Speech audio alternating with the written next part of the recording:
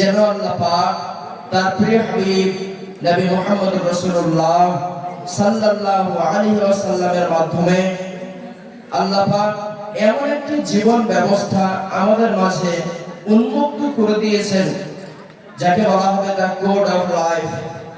জীবনের প্রত্যেকটা সমস্যার সমাধান আল্লাহ পাক একটি মাত্র কিতাবের মধ্যে উল্লেখ করে দিয়েছেন, লিপিবদ্ধ করে দিয়েছেন, যার নাম হলো আল কোরআন। একটি মানুষ জীবিত অবস্থায় নিজেকে যদি শুধরাতে চায়, নিজেকে মানুষের মতো করে যদি কোনো একটি মানুষ যদি বানাইতে চায়, তাহলে অবশ্যই মানুষটাকে কোরআনের শরণাপন্নে আসতে হবে, তাছাড়া অন্য কোনো পথ নেই। দেখতে তাম পৃথিবীতে আজকে জনসংখ্যায় ভরপুর হয়ে গিয়েছে, কিন্তু মানুষের মতো মানুষ খুঁজে পাওয়া আজ বিরাট একটা বড় দায় হয়ে দাঁড়িয়েছে। আপনি তাহলে কি বলবেন, সামনে যেগুলো দেখা যায় এগুলো কি মানুষ না? না, মানুষ সকলেই নাই। বলা হয়েছে বাড়ছে জনসংখ্যা, কমছে মানুষ। মানুষের কিছু ডেফিনেশন আছে, মানুষের কিছু পরিচয় আছে। যদি এই মানুষের মধ্যে মনুষ্যত্ব বোধই যদি না থাকে, তাহলে একটি মানুষ আর জানোয়ারের মধ্যে সামান্য পরিমাণ কোনো অন্তর নেই। শুধুমাত্র সকলের সুরতে, চেহারা এবং নামে মানুষ আর একটি জানোয়ার, কিন্তু হাকিকাতের দুটোই সমান, কোনো পার্থক্য নেই। পার্থক্য যদি নিয়ে আসতে হয়, নিজেকে যদি মানুষের মতো করে দুনিয়ার সামনে, জনগণের সামনে, গ্রাম এবং সমাজের সামনে নিজেকে যদি উন্মোচন করতে হয়, আর নিজের অন্তঃকরণে মনুষ্যত্ব বোধই যদি না থাকে, তাহলে এই মানুষটার 4টি পয়সার কোনো দাম নেই। কেন দাম নেই? আসুন, মহান আল্লাহ রাব্বুল আলামিন তামাম কায়নাত, এই পৃথিবী তিনি যখন সাজালেন, পৃথিবী হেলাদোলা করছে, নাড়াচাড়া করছে। ফেরেশতারা বলছে, ইয়া রাব, পৃথিবী যে হেলাদোলা যে করছে, এখানে যদি মানুষ বসবাস করে, তাহলে মানুষ এক প্রান্ত থেকে আরেক প্রান্তে যাওয়া আসা করতে পারে। মহান আল্লাহ রাব্বুল আলামিন সেই সময় পৃথিবীটাকে শান্ত করলেন, যাতে পৃথিবী হেলাদোলা না করতে পারে। এই জন্য আল্লাহ পাক প্লেগের মতো করে জায়গা আল্লাহ পাক পাহাড় দিয়ে দিলেন, যাতে করে পৃথিবী তোমাদেরকে নিয়ে হেলাদোলা না সৃষ্টি না করতে পারে। আল্লাহ পাক কোরআনে পাকের মধ্যে বলছেন, ওয়া আলকা ফিল আরদি রাওয়াসিয়া আন তামিদা বিকুম। আল্লাহ পাক বলছেন, দুনিয়ার জমিনে পাহাড়কে আমি আল্লাহ পাক প্লেগের মতো করে এই জন্য স্থাপন করে দিয়েছি, যাতে করে এই পৃথিবীটা তোমাদেরকে নিয়ে হেলাদোলা না করতে পারে। ফারিস্তারা তখন বলতে লাগলো, ইয়া রাব, হাল মিন খালকিকা আসাতা মিনাল জিবাল। আয় আল্লাহ, পাহাড়ের কি এত শক্তি যে এত বড় বিশাল পৃথিবীটাকে জায়গা পাহাড় দেওয়ার ফলে পৃথিবীটা শান্ত হয়ে গেল? ফারিস্তারা জিজ্ঞেস করলো, হে আল্লাহ, এই পাহাড়ের চাইতে আরো কি কোনো শক্তিশালী জিনিস আছে? আল্লাহ পাক বলছেন, হ্যাঁ আছে, তার নাম হলো হাদিদ, যেটাকে বলা হয় লোহা। কারণ এই লোহার দ্বারা আপনি পাহাড়কে চূর্ণ এবং বিচূর্ণ করে দিবেন। লোহা দ্বারা পাহাড়ের পাথরকে চূর্ণ এবং বিচূর্ণ করা যায়। যখন হাদিদ, এই লোহা যখন সৃষ্টি করা হলো, আর আল্লাহ পাক বলছেন, ওয়া আনজালনাল হাদিদা ফীহি বাসুন শাদীদ। এই লোহা পৃথিবীর কোন উপাদান নয়, এটা আল্লাহ পাক নাযিল করেছেন নিজে। ফলত তারপরে এটা পৃথিবীর উপাদান হিসাবে নিজের প্রচার এবং নিজেকে কি বলে যে বিস্তার ঘটাতে সে লাভ করতে পেরেছে। দ্বিতীয় নম্বর, যখন আল্লাহ পাক লোহা যখন সৃষ্টি করলেন, ফারিস্তারা আবার জিজ্ঞেস করলো, ইয়া রাব, হাল মিন খালকিকা আসাতা মিনাল হাদিদ। হে রব, এই লোহার চাইতে আর কি কোনো শক্তিশালী জিনিস আছে? আল্লাহ পাক বলছেন, হ্যাঁ আছে, সেটার নাম হলো আন-নার, অর্থাৎ আগুন। আপনি লোহাকে আগুনে দেন, লোহা কি হবে? গলে যাবে। যখন আগুন যখন সৃষ্টি হলো, ফারিস্তারা আবার কৌতূহল তাদের বাড়তেই আছে। আবার বলা হলো, ইয়া রাব, হাল মিন খালকিকা আসাতা মিনান নার। এই আগুনের চাইতে আরো কি কোনো শক্তিশালী জিনিস আছে? আল্লাহ পাক বলেন, হ্যাঁ আছে, তার নাম হলো আল মা, পানি। আগুনের মধ্যে পানি দেন, আগুন শেষ, থাকবে আর নাই। যখন পানি সৃষ্টি করা হলো, ফারিস্তারা আবার বললেন, ইয়া রাব, হাল মিন খালকিকা আসাতা মিনাল মা। এই পানির চাইতে আরো কি কোনো শক্তিশালী জিনিস আছে? আল্লাহ পাক বলেন হ্যাঁ আছে, তার নাম হলো আর-রিহ, বাতাস। এই বাতাস যখন আসে বিভিন্ন সমুদ্রে, যখন বিশাল সুনামির রূপ যখন ধারণ করে, এই বাতাসে এবং পানির মধ্যে রিঅ্যাকশন হয়, বিশাল বড় বড় উপকূল, বিশাল বড় বড় এলাকা তাবাহ বরবাদ করে দেয়। ফেরেশতারা আবার জিজ্ঞেস করলেন, ইয়া রাব, এই বাতাসের চাইতে আরো কি কোনো শক্তিশালী জিনিস আছে? মহান আল্লাহ রাব্বুল আলামিন বললেন, ও আমার ফেরেশতারা, পাথরের চাইতে, লোহার চাইতে, আগুনের চাইতে, পানির চাইতে এবং বাতাসের চাইতে আমি আল্লাহ পাক এমন একটা জিনিস সৃষ্টি করেছি যেটা হলো সবচাইতে আলা, যেটা সবচাইতে উত্তম। আল্লাহ পাক এখানে কোন জিনিসের কথা উল্লেখ করলেন না, বললেন না যে সবচাইতে বেশি শক্তিশালী এবং সবচাইতে বেশি ক্ষমতাশীল হলো সৃষ্টি, যার নাম হলো জিন্নাত। আল্লাহ পাক বললেন না। এখানে বলা হলো না যে সবচাইতে বেশি শক্তিশালী হলো মালায়েকা ফেরেশতা, তাও আল্লাহ বললেন না।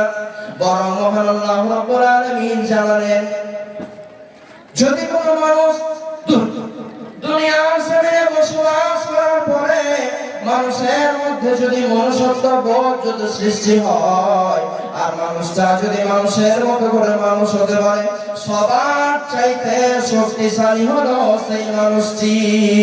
আল্লাহর নবী হাদিসে মুবারাকার মধ্যে বলেছেন, মান কানা লিল্লাহি কানাল্লাহু লাহু কুল্লু শাইইন ইয়ানফাউন নাস।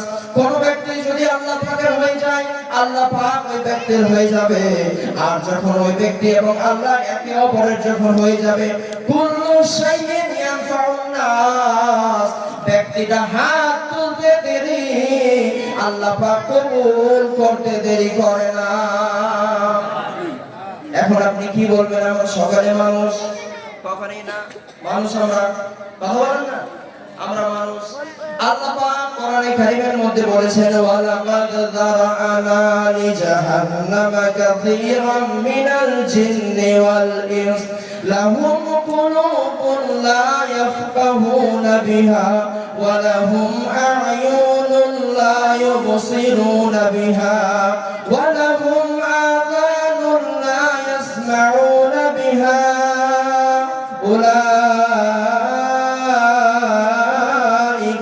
الأنعام بل هم أضل أولئك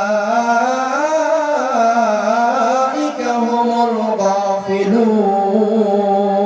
الغافلون।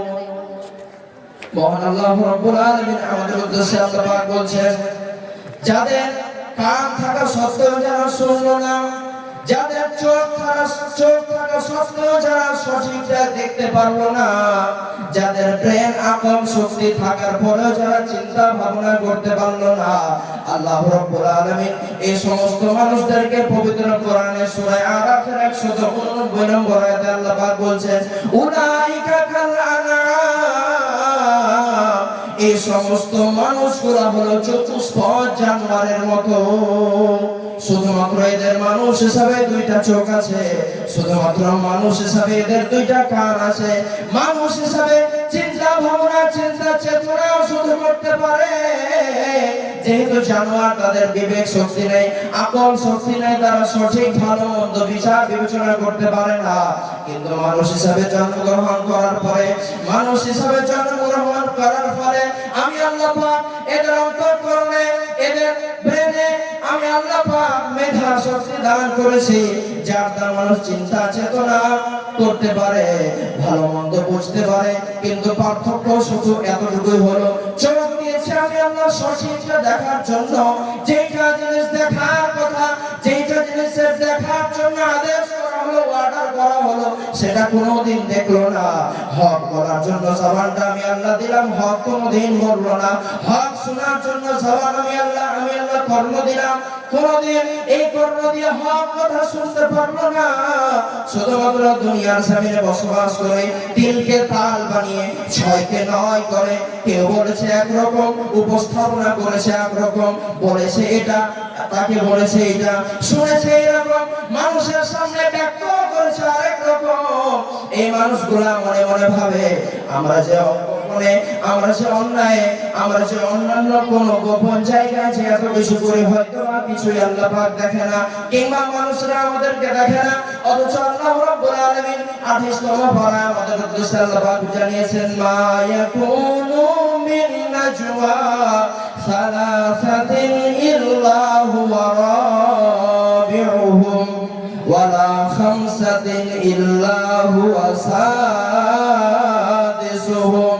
আল্লাহ পাক বলছেন যেখানে তোমরা তিনজন মিলে পরামর্শ করো সেখানে চতুর্থ নম্বর হলাম আমি আল্লাহ, যেখানে তোমরা পাঁচজন মিলে পরামর্শ করো সেখানে 6 নম্বর হলাম আমি আল্লাহ।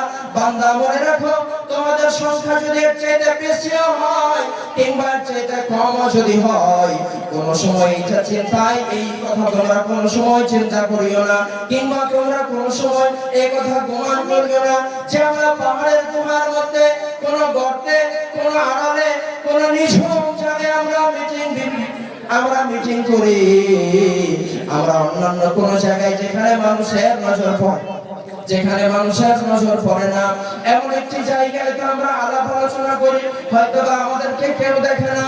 আল্লাহ পাক স্পষ্ট করে জানাচ্ছে